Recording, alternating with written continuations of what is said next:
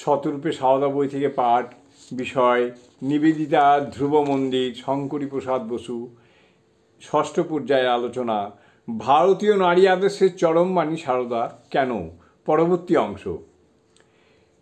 নিবেদিতা কলকাতায় আসার কিছু পরেই এমপ্রেস নামক সচিত্র ইংরেজি পত্রিকায় ভারতীয় সমাজের অন্তর্দেশের বিবরণ লিখতে শুরু করেন।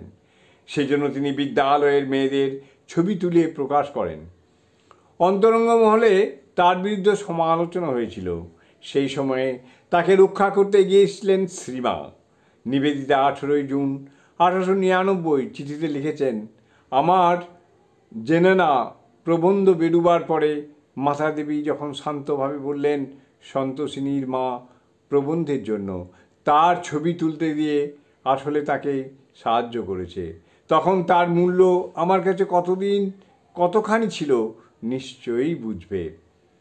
একই চিঠিতে সদানন্দের বিরুদ্ধে বিকট মিথ্যা দুর্নামের বিরুদ্ধে সদানন্দকে সমর্থন করতে মাতাদেবীকে দেখে নিবেদিতা লিখেছেন, মা যে কী সবে বুঝতে আরম্ভ করেছি। জননীং শারদাং দেবীং রামকৃষ্ণং জগদ্গুরুং পাদপদ্মে তয়ো শ্রিত্বা প্রণমামি মুহুর্মুহুঃ।